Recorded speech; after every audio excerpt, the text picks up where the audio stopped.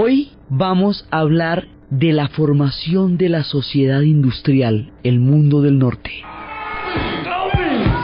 La vez pasada estábamos viendo cómo se va a formar el espíritu del norte.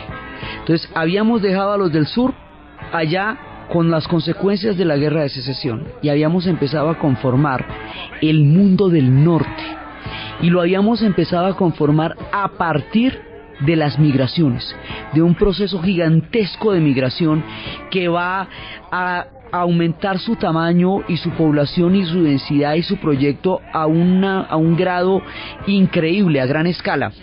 Entonces estábamos viendo que había una línea que dividía al norte del sur, que era la línea Manson-Dixon, y cómo los del sur se llamaban por esa línea a sí mismos Dixie, y la música que tenían la llamaban Dixieland. Todo lo que tenía que ver con ellos era Dixie.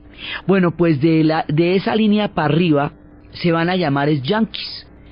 Si los del sur son Dixies, los del norte son Yankees. Y son Yankees por un vocablo que viene de varias procedencias. Por un lado, cuando Nueva York era Nueva Ámsterdam y había una cantidad increíble de gente holandesa allá, ellos tenían nombres que se llamaban Jan, entonces les decían Yankees por la cantidad de, digamos, de nombres parecidos a Juan. Cuando se produce la guerra de independencia contra Inglaterra, Inglaterra le dice a los rebeldes americanos que se están rebelando contra ella, le dice Yankees. Cuando estalla la guerra de secesión, los del sur le dicen a los del norte Yankees. Originalmente el vocablo se refería solamente a la gente de Nueva Inglaterra, pero después se va a volver de todo el norte. Y más adelante, como este país no tiene un gentilicio propiamente dicho, porque Estados Unidos pueden ser los Estados Unidos de México, o pueden ser muchos otros estados federales, tampoco americano, porque eso va para todo el continente, norte, centro y sur. Entonces, con el tiempo y con la integración y el predominio del proyecto del norte sobre el sur y la unificación de todo el país, este vocablo de yankee se hará extensivo a todos los ciudadanos del país de los Estados Unidos y se les conocerá como los Yankees. Y uno de los equipos más importantes de béisbol serán los Yankees de Nueva York, que harán que este nombre sea muchísimo más relacionado con la formación de una identidad nacional y con el deporte que a ellos los va a recorrer de un extremo a otro, que es el béisbol, cuando aparezca en nuestro relato. Entonces, esta es la historia de los Yankees. Entonces, los Yankees tienen un espíritu completamente diferente al del sur. Están imbuidos por las ideas del siglo XIX, están imbuidos por la idea de progreso, están imbuidos por la idea de la teoría de la evolución. Y la teoría de la evolución tiene varias variantes. Por un lado, habla de las sociedades que pueden mejorar a medida que se van consolidando, y la formación de la sociedad industrial va a reforzar esa idea de progreso. Por otro lado, también el proceso de selección natural entendido, transportado a las sociedades humanas, va a tener gravísimas consecuencias, porque también les va a dar la idea de que ellos son superiores por la formación del proyecto industrial y que lo suyo es un destino manifiesto. Eso ya lo teníamos desde las épocas religiosas, pero con la teoría de la selección natural ellos se sienten superiores, por un lado, por el destino manifiesto, por el otro lado, porque los europeos, al haber desarrollado el mundo industrial, sienten que el suyo es un proyecto más civilizado que otros. Esto a los europeos les justifica el invadir a otros pueblos que tienen diferentes códigos de relación con el mundo, que porque los están civilizando. Y la versión norteamericana de esto, la versión yankee de esto, es creer que los pueblos indios son menos desarrollados que ellos porque no tienen un proyecto industrial, y que por lo tanto, por un destino manifiesto, estos pueblos van a desaparecer como un acto de expansión del progreso y de la civilización. Así que en este discurso también hay un problema gravísimo para los pueblos indios, que de aquí en adelante van a empezar todas las guerras hasta su final derrota. Por el discurso primero, y luego por el desarrollo de la revolución industrial misma. La misma industrialización, cuando empiece a expandirse, va a ser imposible la vida para las comunidades indias, porque va a desalojar sus manadas, su mundo nómada, hasta que finalmente ya no puedan sobrevivir en ella. Entonces aquí se va a formar todo un espíritu que es, digamos, de pujanza, de servicios y de inventos, que va a modificar la faz de la tierra. Muchas cosas van a estar cambiando. Los emigrantes que habían traído estas canciones que estuvimos escuchando en el proyecto pasado, en el programa pasado, estas canciones que habíamos escuchado de Irlanda, estas canciones de Escocia, toda esta música en América va a tener su propia transformación. Todo lo que viene en los barcos de migrantes se va a mezclar y va a formar un nuevo producto totalmente distinto en este famoso caldero del que estamos hablando. Ese producto, siendo una fusión de todos, es un producto específico, diferente y distinto, que son los americanos, que son, digamos, los yanquis. Esto ya es la gente de Estados Unidos. Esto lo vamos a ver en la música, cómo se va modificando a través del folclore, y lo vamos a ver en los inventos, y vamos a ver cómo ellos van añadiendo un toque propio a todas las influencias que llegan de los barcos, hasta crear una sociedad diferenciada de donde vinieron, nueva y distinta, con una identidad creada a partir de su propio suelo, que es la sociedad de los Estados Unidos. Entonces, lo primero que vamos a ver es cómo la música que venía con ellos se va a convertir ahora en folk. Ese es el origen del folk americano, y más adelante el folk americano junto con la música negra crearán en el siglo XX el fenómeno del rock. Entonces el folk es esa música de los emigrantes, pero ya tocada en Estados Unidos por gente que ya ha nacido allá y que ha adaptado los sonidos que trae de ultramar a los sonidos de esta nueva tierra. Esos sonidos que vienen de las emigrantes, que se vuelven el folk americano, van a crear una línea musical que después, cuando lleguemos a los mediados del siglo XX, nos van a llevar a los trovadores que se habían realizado desde las épocas de las huelgas, de los épocas de Woody Guthrie, y que luego tomarán en la voz de Bob Dylan esta larga línea que va formando del folk americano.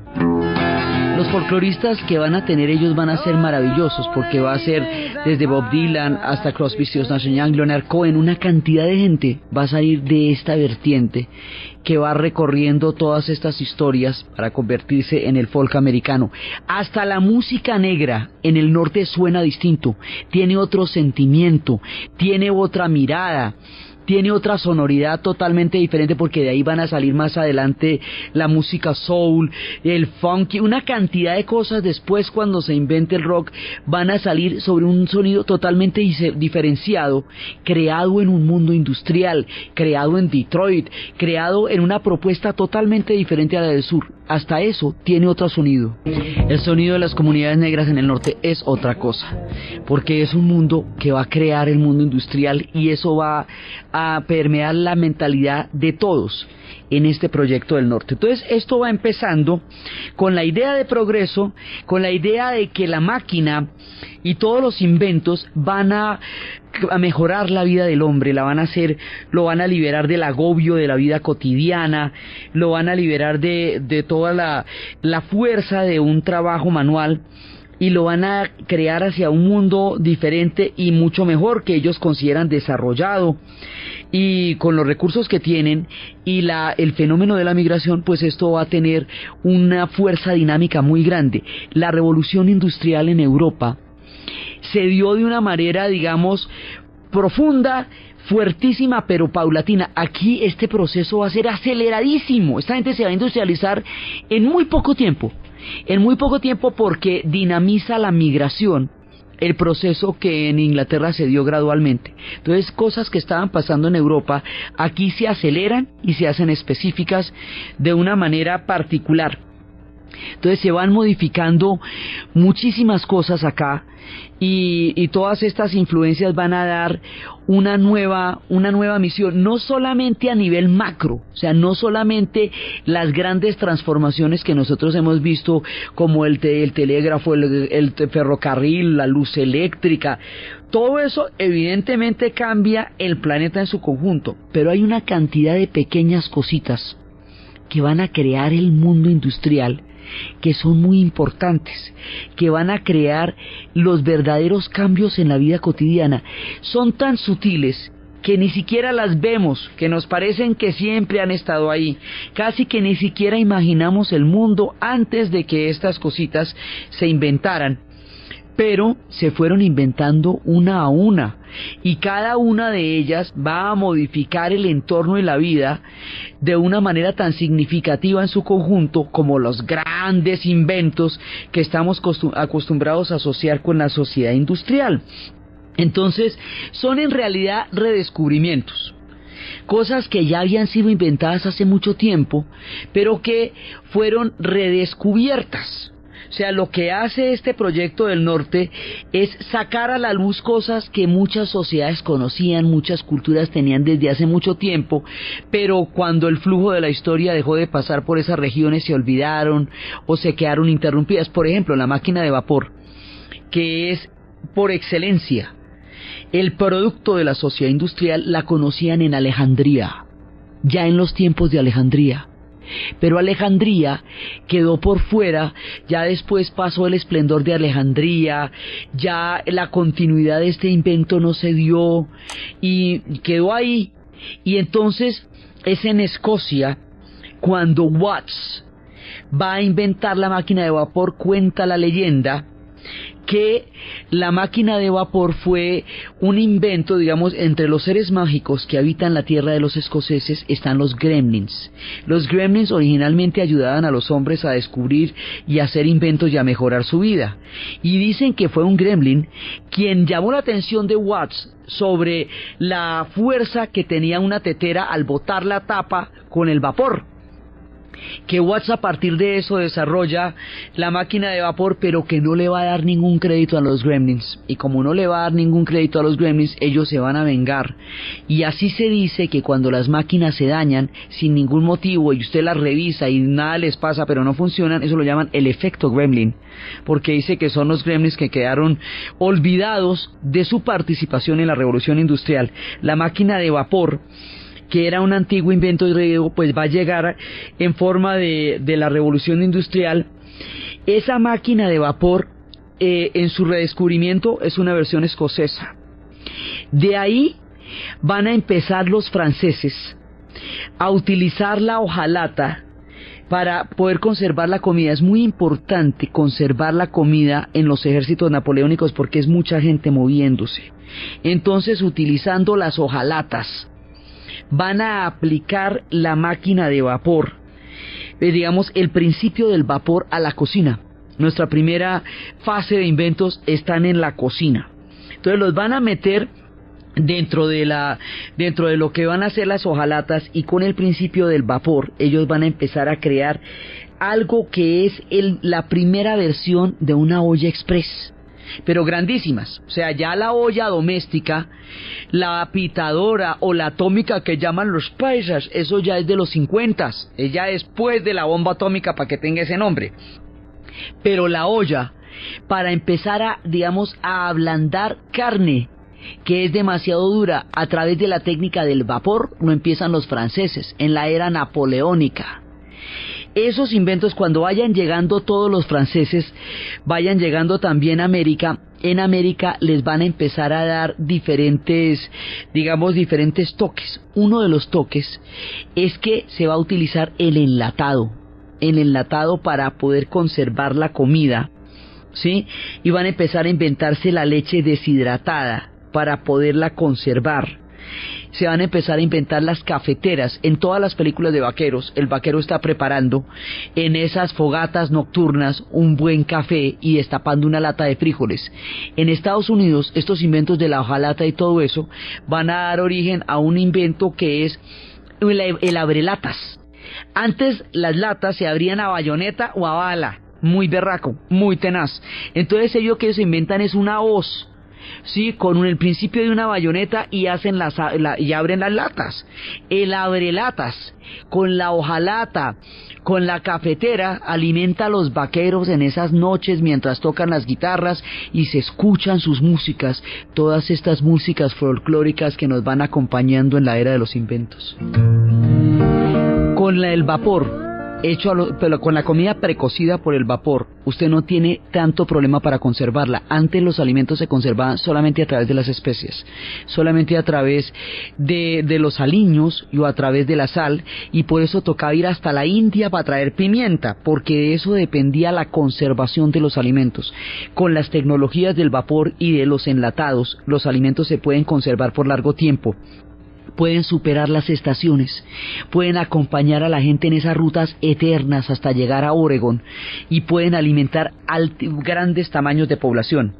Entonces empieza por un lado eso.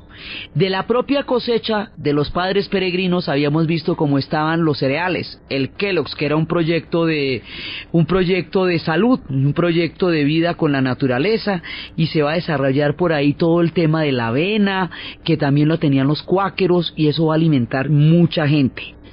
Por otro lado, los polacos van a traer la pastelería, y los polacos, para acompañar el café vienés, se van a inventar un panecillo que llaman croissant.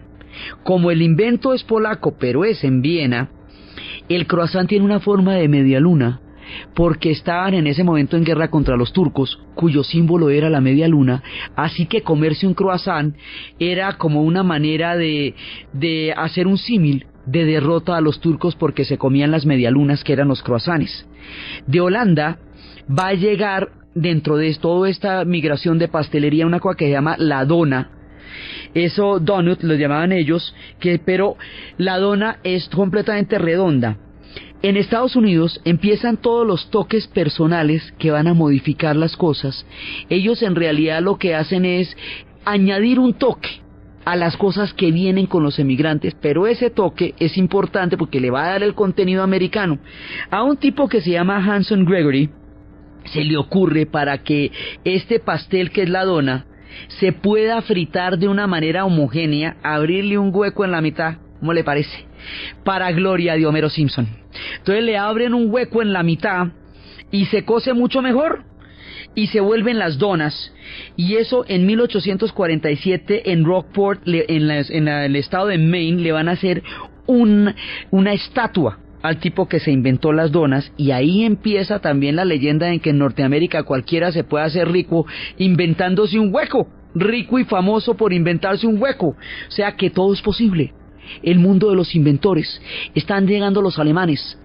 Los alemanes traen salchichas porque así es, por los perritos, por la forma de la salchicha con respecto a los perros que ellos veían.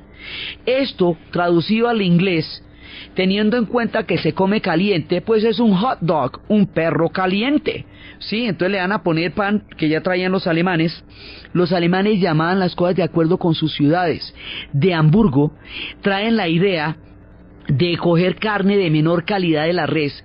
La carne de menor calidad, si se pica y se aliña, pues sabe mejor. O sea, esa carne hay que aliñarla porque no es de muy buena calidad. Entonces la aliñan y le ponen pan. La idea del pan con una porción de carne adentro está hasta en los egipcios, data de esa época, pero se viene a popularizar con este fenómeno de la migración, llegando los alemanes con el nombre de hamburguesa. Entonces así se van transformando los alimentos, ¿sí? Van llegando todas estas historias para la gente nerviosita, que necesita estar como ocupada. El general Santana, en las épocas de la guerra entre Estados Unidos y México, todo el tiempo estaba mascando un antiguo invento de los pueblos aztecas, que era el chicle. Entonces ese chicle, ahí es cuando se lo pillan los yanquis, la gente de Estados Unidos, y después de eso lo van a inventar para el estrés, para tranquilizarlos, y hay un tipo que le va a poner sabor. El tipo se llama Adams y le pone sabor a eso, ¿sí? Y lo hacen tiritas, y además se inventa una maquinita donde usted mete una moneda y le sale eso, y así empieza el mundo de los chicles. van llegando los belgas, con un invento que es belga, pero que se conoce de otra manera, que es la papa a la francesa, pero en realidad eso es belga. Pero uno de esos, que tenía un restaurante en Estados Unidos, le dijeron que las papas estaban muy gruesas, entonces el tipo se ofendió y las cortó tan supremamente delgaditas que no se pudieran coger con un tenedor. Así de delgaditas son ya esas tastillas se llamarían chips.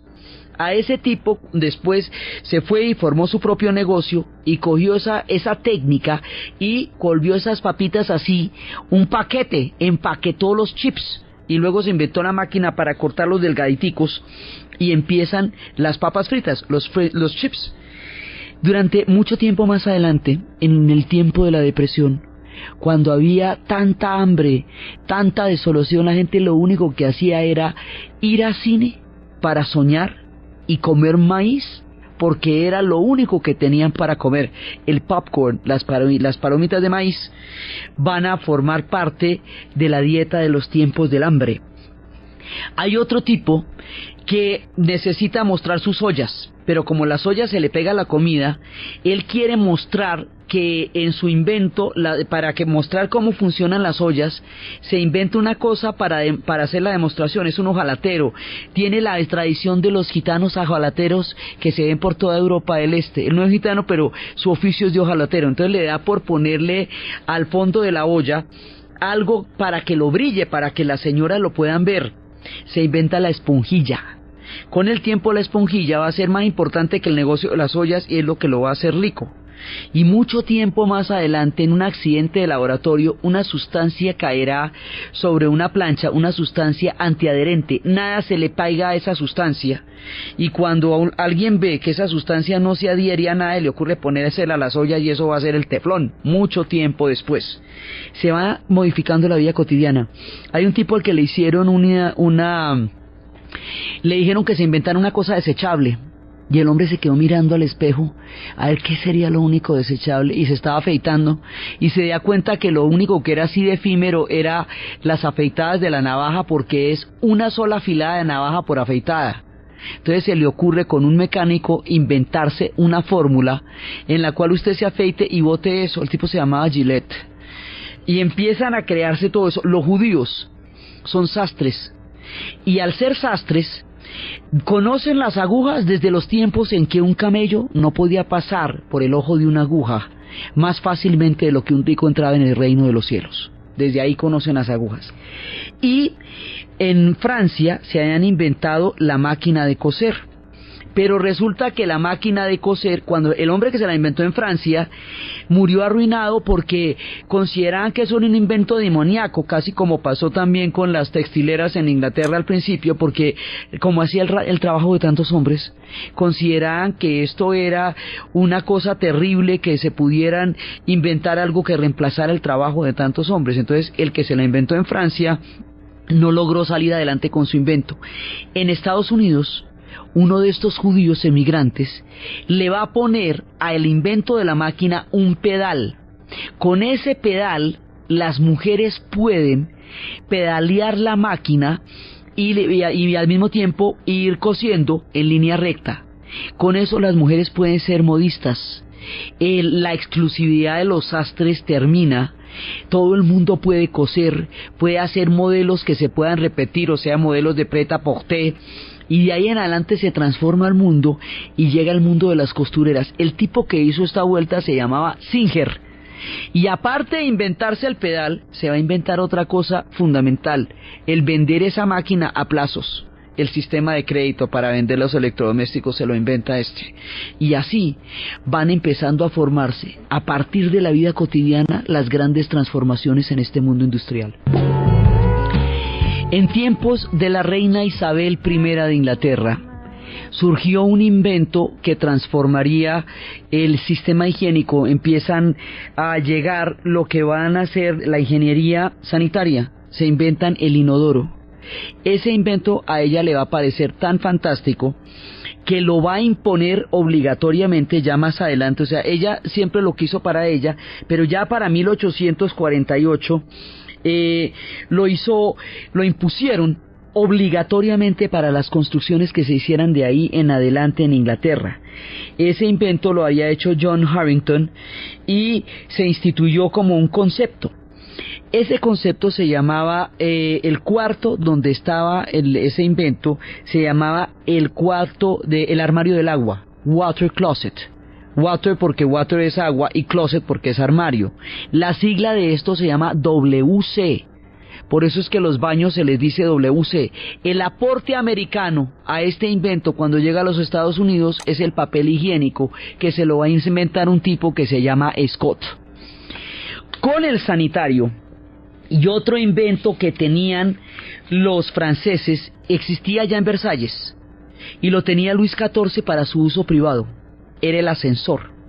Pero un señor Otis en Estados Unidos va a tomar ese invento y le va a poner un freno, y la demostración que hacía era que se lanzaba, lo descolgaba, pero tenía un freno, lo que lo hace seguro, que la gente no se mate en eso.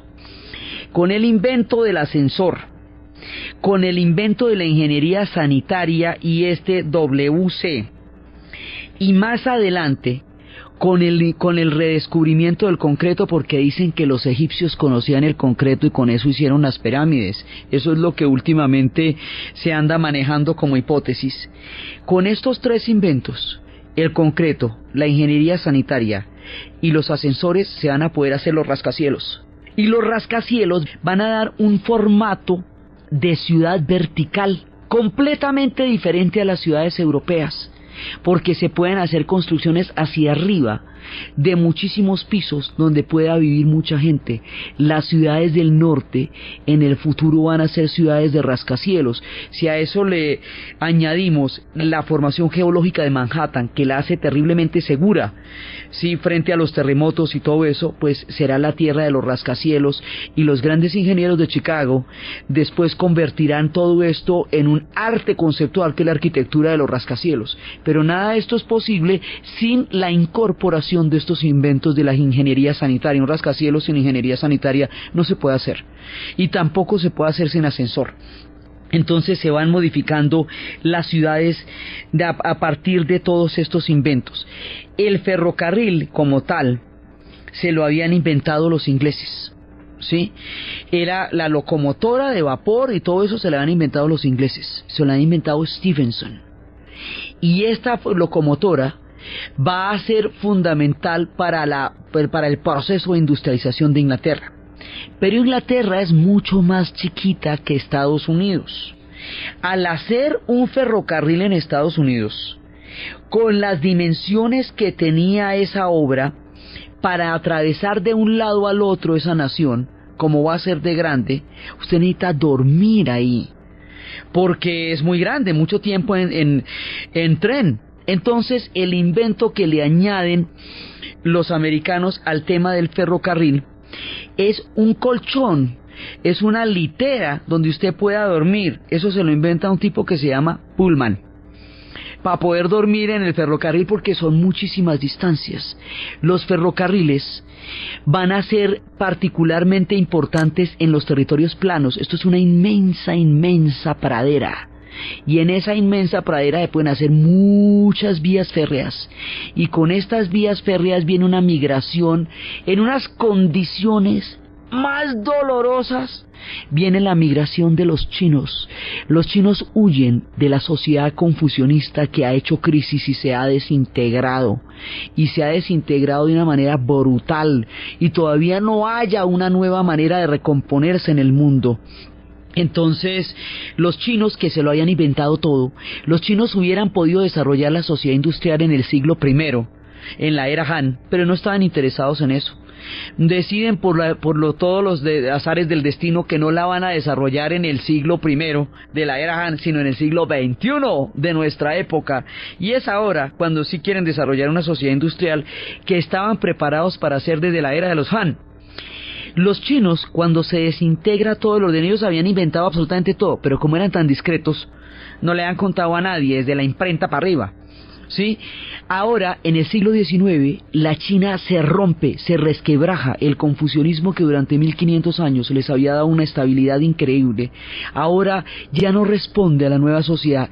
El colonialismo ha hecho presa de China, lo están invadiendo por todas partes, se experimenta la muerte de los 1000 pedazos, la pobreza es inmensa, las condiciones son intolerables y millones de chinos se van para América. Y estos millones de chinos uno a uno van a poner los rieles del ferrocarril y van a morir en grandes cantidades en una obra colosal, en un sufrimiento inmenso, en un trabajo muy barato, cosa que hace que los demás les tengan bronca porque abaratan la mano de obra, porque su condición es tan paupérrima que la sola supervivencia es bastante más de lo que tienen garantizado en ese momento en China. Y ellos están detrás de la obra del ferrocarril y añadirán una de las características de toda ciudad que hoy por hoy se llame una metrópoli. Para que una ciudad se llame una gran ciudad tiene que tener un barrio chino, un Chinatown, o si no eso todavía no llaman y todavía no pinta. Entonces los chinos llegan en esa época y es sobre sus huesos, sobre su sufrimiento, sobre su tristeza, sobre su perseverancia, sobre sus hombros que se va a desarrollar el gran proyecto del ferrocarril.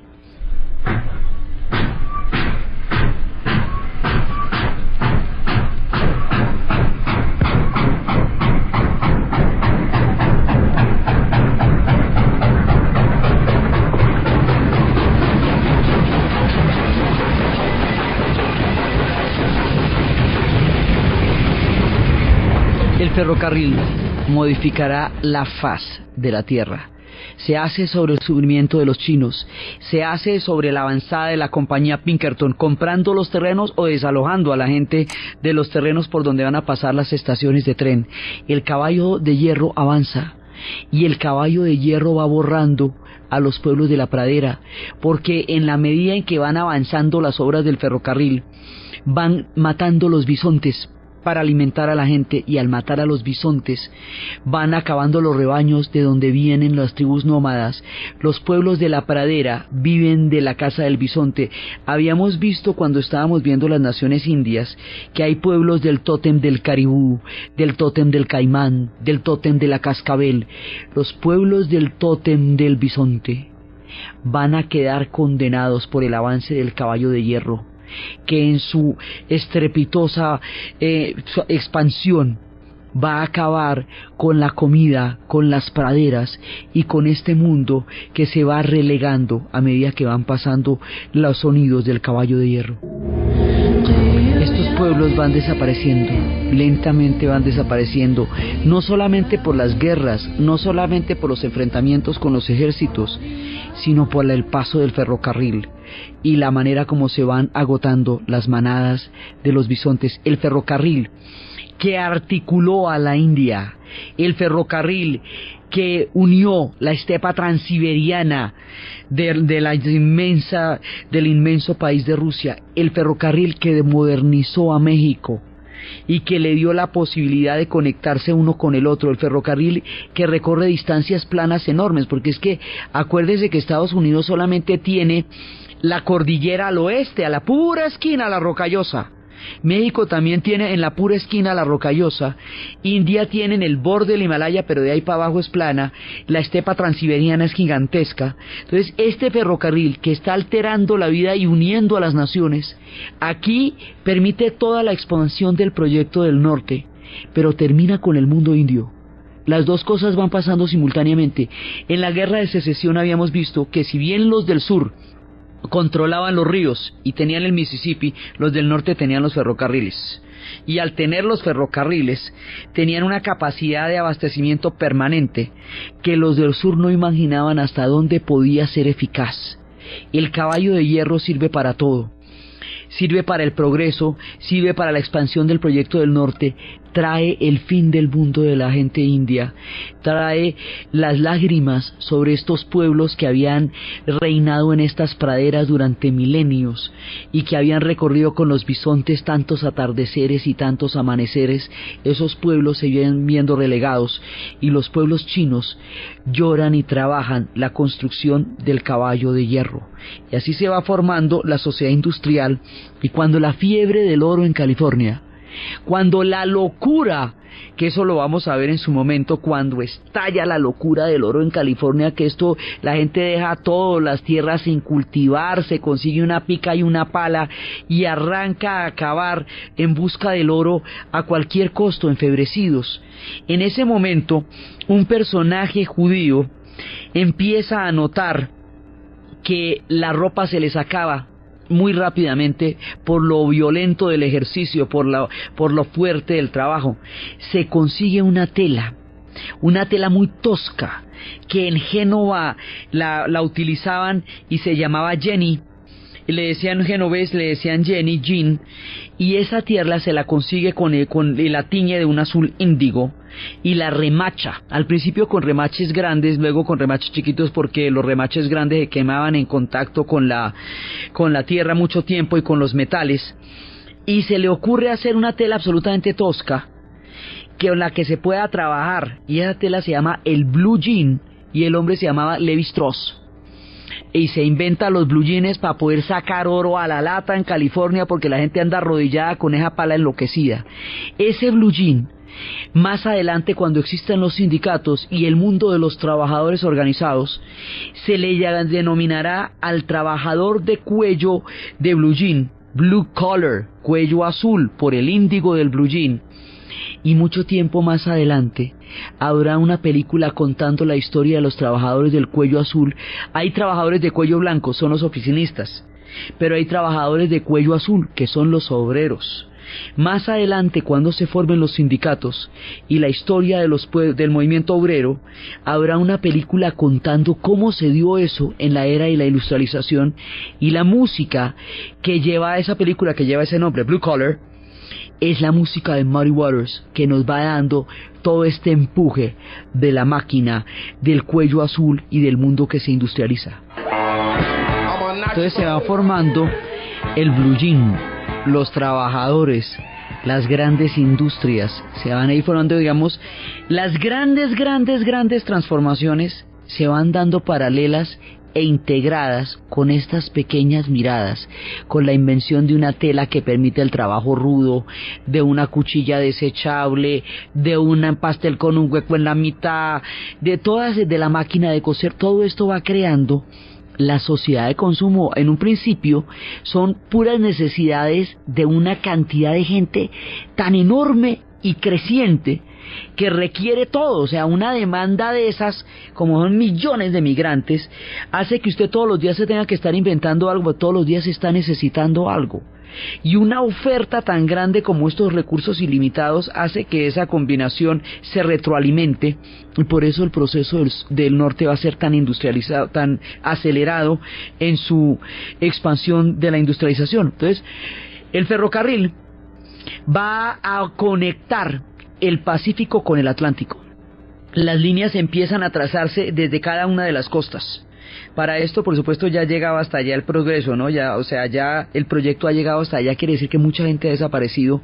Lo que queda entre una línea y otra del ferrocarril, hasta que se encuentre en la mitad, que no sirva para el proyecto del ferrocarril estrictamente, va a desaparecer y a quedar borrado del mapa.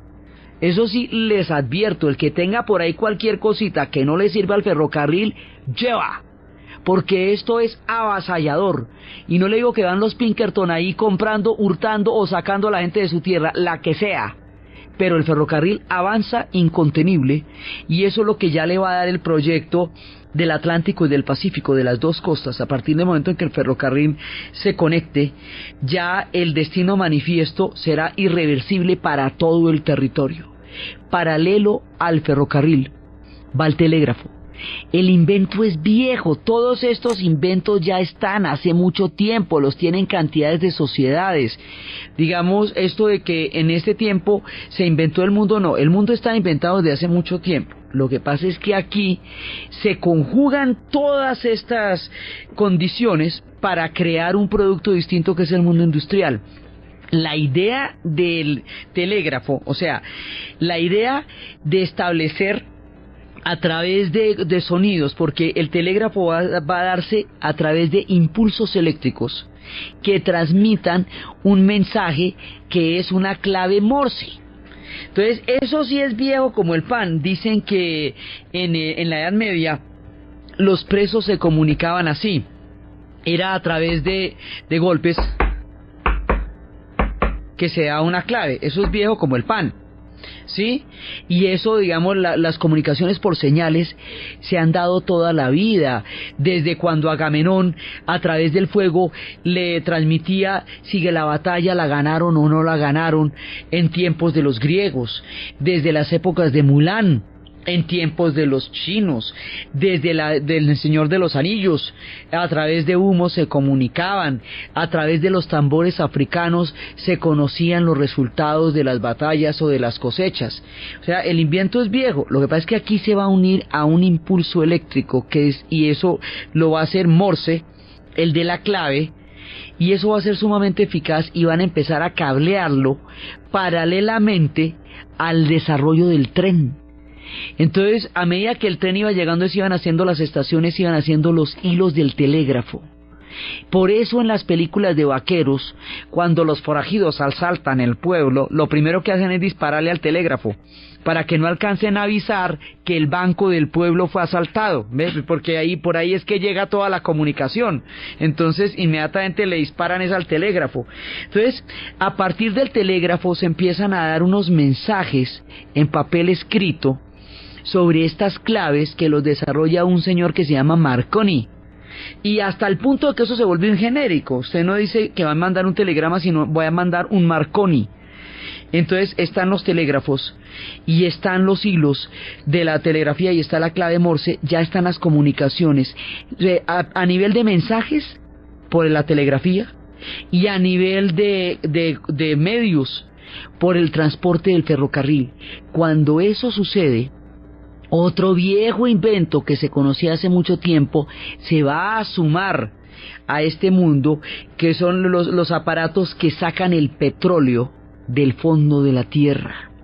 Entonces, cuando eso sucede, hay un hombre que dice: yo no me voy a poner a sacar el petróleo del fondo de la tierra porque yo no tengo genio para eso, pero lo voy a envasar en plásticos y lo voy a transportar en el ferrocarril, y me voy a ir para donde los del ferrocarril y le digo que me haga precios especiales a mí, que yo solamente los transporto en su línea férrea, pero que además de hacerme rebaja me cuentan qué hacen todos los demás y qué transportan en esa línea férrea, y voy a hacer que cada vez la calidad de ese petróleo sea una calidad igual, porque a veces me salía de una manera y a veces de otra.